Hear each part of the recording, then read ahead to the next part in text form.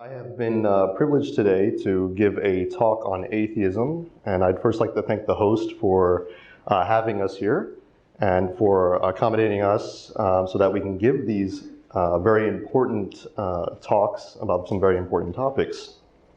Prior to getting into the discussion, just want a little bit about myself. I hold 2 degrees in philosophy, and one of my specialties has been atheism. In fact, my master's thesis was on atheism. And you're probably wondering, first question in your mind is, why did I choose a degree in philosophy? And I like to tell myself that the reason I did so is because I wanted to discover the mysteries of humanity and purpose and life.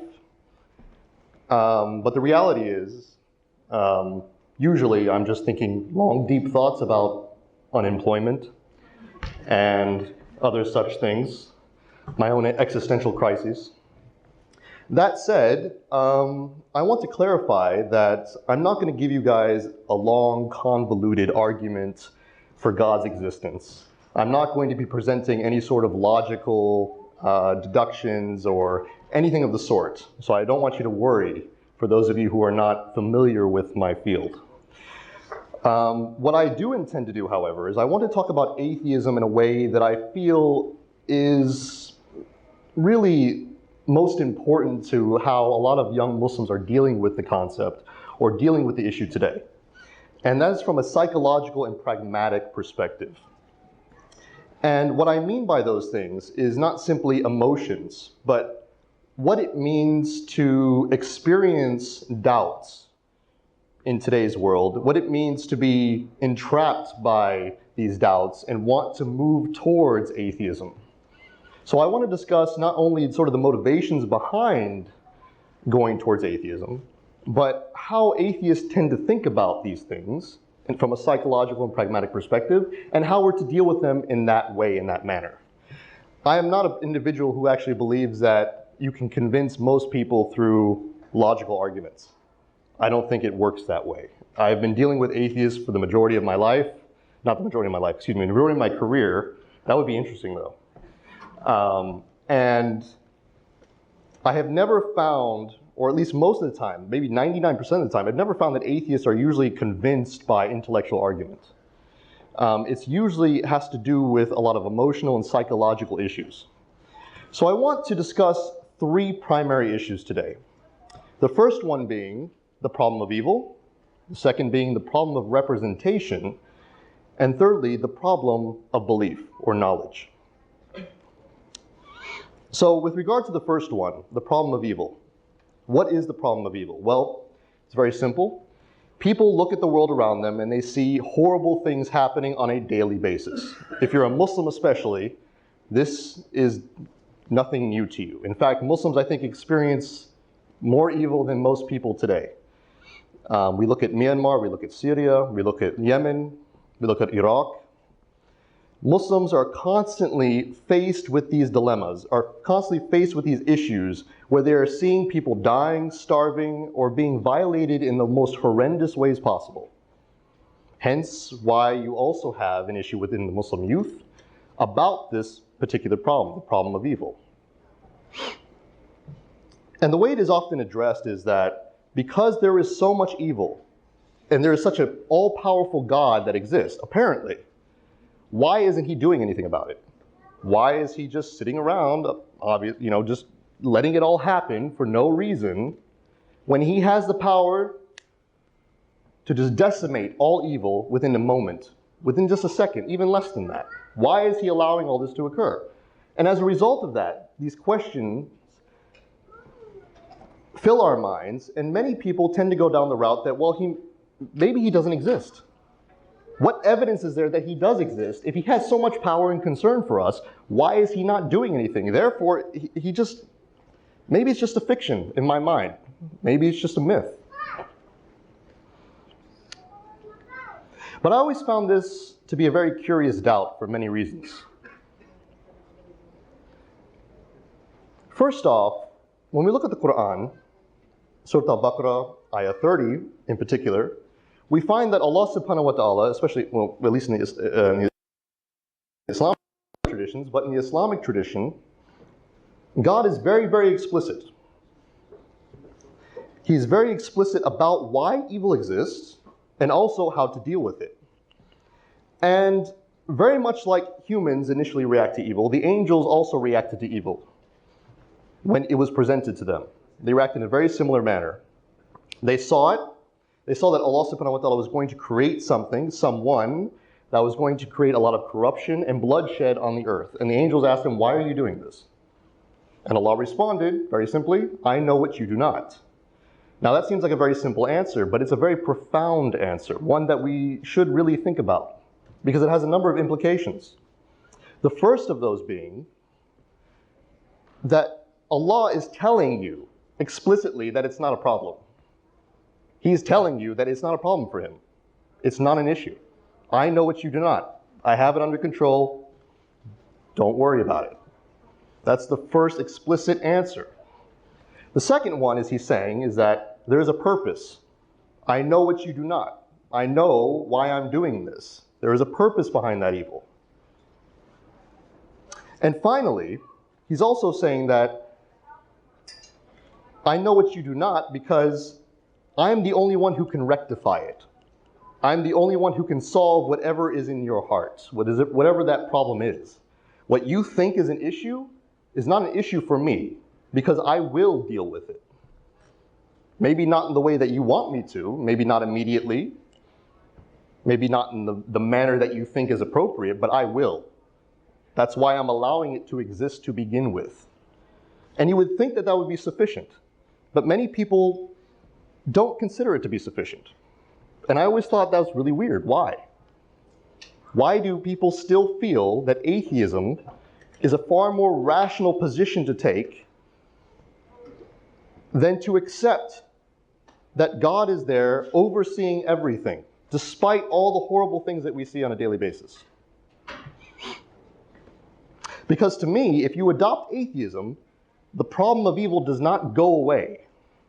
It doesn't suddenly vanish from the face of the earth. You still have evil. The moment that you have rid God, the situations happening in Syria and Iraq and Libya and Yemen, they don't just magically disappear. They're still there. Women are still raped. Children are still starved to death. Innocent men are shot and killed. Horrible things that keep occurring, regardless if God is there or not in your mind. It's still a problem. So what have you solved? The existential angst that an atheist would feel is still there. He still sees evil. Except now that evil, and here's where it becomes worse, that evil is no longer rectified and it no longer has a purpose. You no longer have a God saying, I'm going to deal with it. You no longer have a God saying, it's going to get solved. That woman stays raped. That child stays starved, and that man stays dead and murdered without any justice for all of eternity. That seems a far more depressing standard for the problem of evil than when you bring God into the equation. But then when I bring this up to a lot of atheists, they tell me, well, we can solve the problem because I can make my own meaning and I can make my own purpose for what evil means and how to solve it. And you hear this a lot from atheists. We make our own meaning and our own purpose. And I always found that very curious as well. Really? So you reject religion for being a man-made myth, but you're willing to make more myths? Then why even become an atheist to begin with? If it's all the same, stay a Muslim. Because in the end of the day, it's still a myth, right?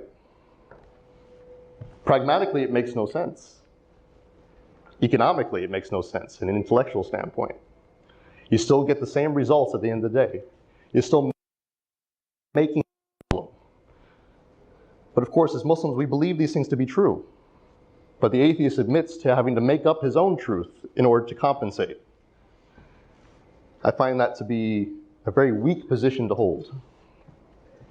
But you know what's even more interesting about the problem of evil? If the problem of evil is actually a problem, then we should hypothesize something. We should hypothesize that those who suffer the most should be the most susceptible to not believing in God. However, we find the opposite.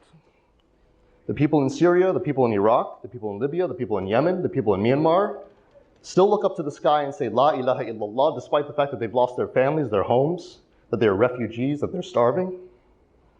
Because that is the only thing that gives them any sort of hope. It gives them any sort of willpower to keep moving forward. You would think that because they are suffering the most, that they would be the first to leave it, but they do not. It is the only thing that keeps them human. And you see, the only people who tend to be complaining about the problem of evil are those individuals who live in relatively lucky homes. In other words, a bunch of fedora-tipping trolls who have nothing else to do with their time than complain on Facebook, on the internet, about the problem of evil, problems that they have never experienced themselves. Fascinating. Fascinating problem that you have never dealt with, but others have, and yet they still call out to God. Something to think about. And this moves on to the second point that I want to bring up, which is the problem of representation. And what does that mean? People have a tendency to accept or reject beliefs based on the representatives. So for example, people see ISIS and they assume that this is somehow representative of Islamic teachings. Okay? You have a lot of individuals who will experience a traumatic event through either their family members who happen to be Muslim or others around them who happen to be Muslim, and then they go, this must be the religion. As a result of that, I have to leave. This cannot be something that I can follow because other people are following it and they're doing bad things. But this has always seemed like a very curious position to me, very curious problem. First off, how do you determine an ideology based on what people say about it or act in its name? Let me give you an example of why I find this to be absurd. Does anybody know what the formal name of North Korea is? The Democratic People's Republic of Korea. The Democratic People's Republic of Korea. They are the ISIS of democracy. But nobody uses them as a standard to judge democratic principles. Why? Why? Why is that? Is it convenience? Perhaps. Does anybody judge the United States Constitution based on right-wing politics? No. At least no sane individual does. Does anybody judge policies of socialism based on China? Based on what they're doing or what they used to do? No. But only when it comes to Islam, somehow individuals all of a sudden become representatives, become the actual manifestation of Islamic teachings, which I find to be a curious double standard.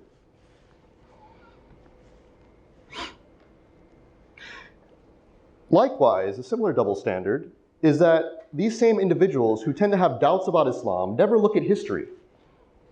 They always like to be enamored with the West. They like to look at Western technology and science and their stability within the domestic realm, and they tend to say, well, this must be because of Western or secular liberal ethics. But 100 years ago, that was not the case. 100 years ago, secular liberal ethics led to numerous genocides. And 100 years ago, the Muslim world was still one of the most powerful empires that existed. So it seems to me that these same individuals would have 100 years ago become Muslim as a result of the situation being reversed, which is very strange how to pick a standard of belief based on these constant changes.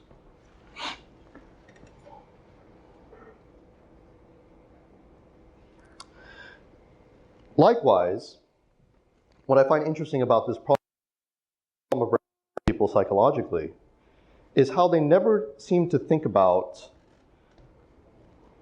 their own standards and how they view, for example, Western societies. And I find this among Muslims especially. I'm sure all of you have all heard this platitude before, because when I first converted to Islam, this is the first thing that I heard as well. When you go to Muslim countries, you find lots of Muslims, but no Islam. But when you go to Western countries, you find no Muslims, but you find Islam. And I thought that was very clever at first. And then I thought about it. And it ended up not being very clever. Because what are you talking about? I used to ask a lot of these uncles who told me this, and they said, well, if you go to the West and you see a lot of stability, a lot of stability and technology and progress and things like this. I said, okay, but what about how the West treats other nations? What about the fact that they're slaughtering other people overseas? Is that also part of Islam? Is that something you have conveniently forgotten? A civilization is not simply based on how it treats its own members, but how it treats others. The sort of logic that is employed there is no different than praising a serial killer for being a good family man. Oh, you know, Bob, he slaughtered half the neighborhood, but you should see how he treats his mom and his parents and his family. He's a great guy. Nobody thinks that way. But for some reason, when it comes to Western societies, we seem to only adulate how they treat its own members rather than looking at it as a whole. So I find it very curious why people are drawn to atheism or opposed to religion on the basis of looking at it representatives of other cultures. There's a lot of double standards there. Now for my third point, and I think this is the most important one, is the problem of belief. Today you have many people, especially within atheist intellectual traditions, that will suggest that everything requires evidence. Everything requires a rational standard of belief, especially science. Science is the primary standard. Okay, you often hear this, especially online. And I find this a very curious position. And why do I find it very curious? Because 90% of the things that make us human are not proven scientifically. One of the things I often ask atheists when they tell me that I need to prove God through scientific reasoning is, do you believe in human rights? Human rights? They say, yes, I do. And then I ask them, can you give me a peer-reviewed scientific journal that proves the existence of human rights? They say, no, I cannot. And I said, then why do you believe in it? They usually give me a different reason. I said, okay, fine. I said, do you believe in love? Yes. Can you give me a scientific peer-reviewed paper that proves that love exists? No. Okay. Do you believe in beauty? Yes. Same question. Same answer. No. Do you believe in trust? Do you believe in loyalty? Do you believe in human willpower? Do you believe in freedom? Do you believe in everything that makes you a human being? Yes. Why? And it's always a different answer. It's always something different from a scientific standard. Why is that? I think that's very curious. Yet, when it comes to the existence of God, I have to validate all of my beliefs, including all of my religious beliefs that are alongside that, through scientific evidence. It's interesting.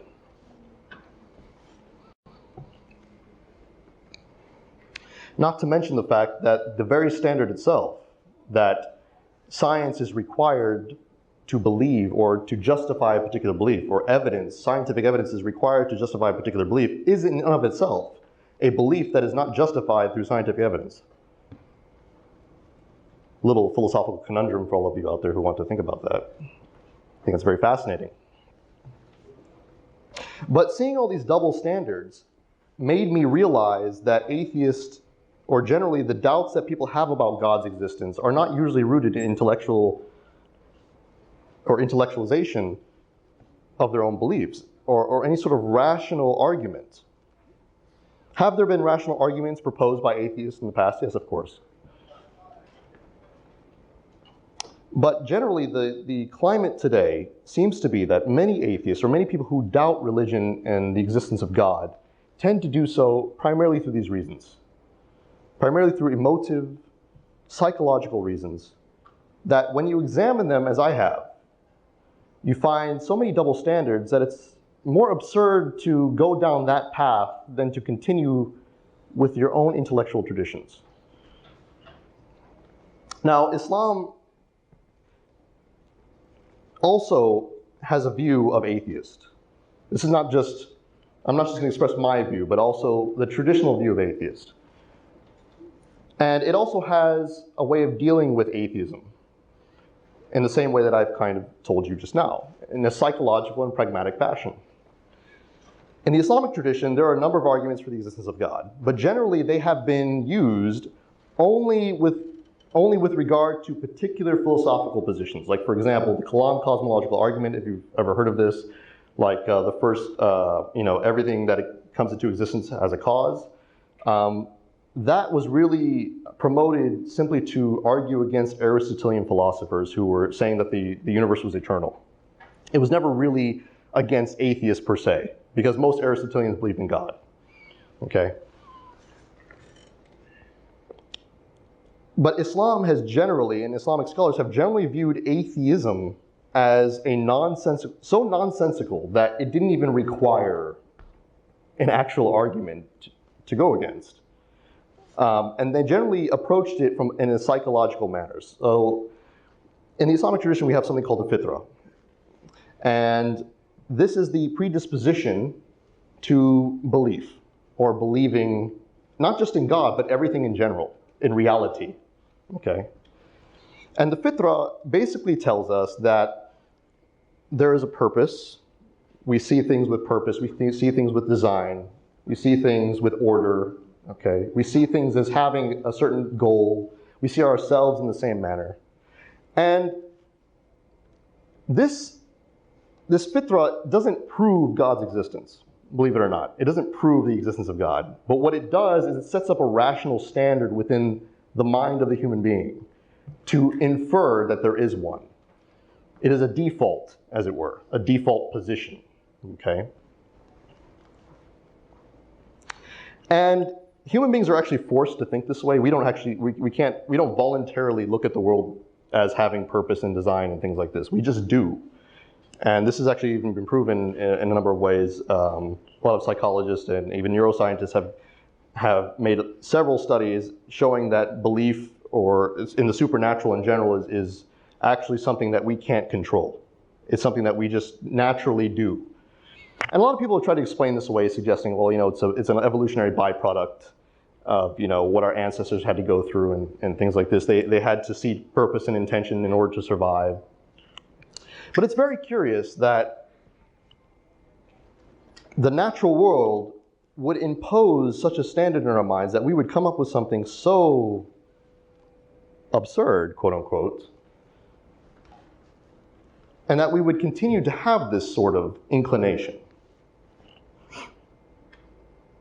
It seems to me even that if the natural world was all that existed, it would be impossible that we would even have this belief to begin with.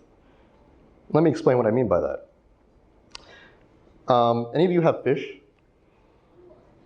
Does anybody like fish? I like fish. Okay, I like fish. Okay. I'm weird then? All right. Okay, so I used to have a fish tank, 55-gallon fish tank. And I used to have these little freshwater fish called cichlids. And they're vicious creatures. They eat meat. I'll just put it that way, okay? But they're beautiful, which is why I kept them. But I never put my hand in the tank. They're quite intelligent, but they're not so intelligent that I think that they would be able to construct mathematical models or anything, or think beyond their fish tank. Okay, they have this 55-gallon fish tank. This is all they know, right? When they swim around the fish tank, I don't think they're thinking to themselves, am I in a living room? I don't think they're thinking to themselves, am I in a city? I don't think they're thinking to themselves, is there anything beyond my fish tank? I don't think they think that way. They're not capable of doing so. In the same way, though, I think humans also have that same limitation. We live in the world, in the natural world. This is all we see. This is all we are, okay? We don't have any reference points. There's no sign saying God.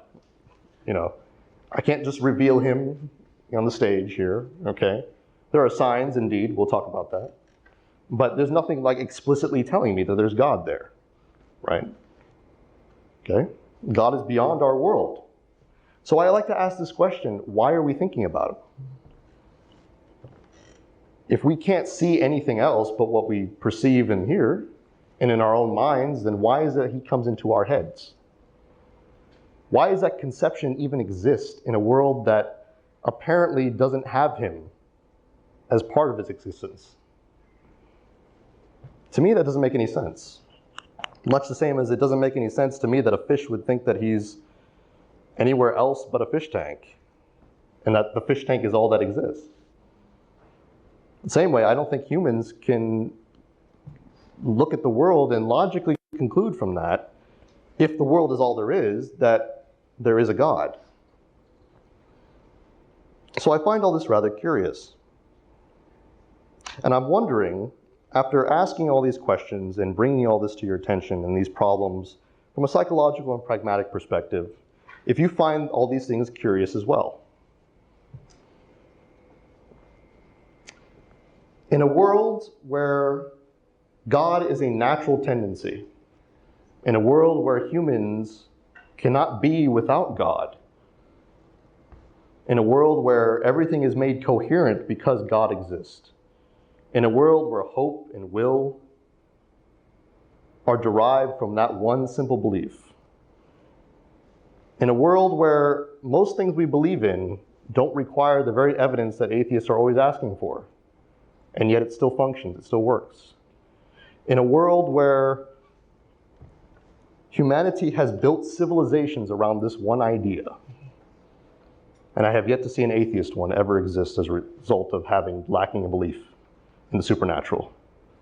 By the way, there is no atheist civilization that has ever existed long enough to declare itself as a result of lacking a belief in something. They have all ceased to exist within a matter of decades. In a world where God is so necessary to the human condition, I wonder, is it necessary to ask, does God exist? Thank you very much. Jazakallah khair. Assalamu alaikum wa rahmatullahi wa barakatuh.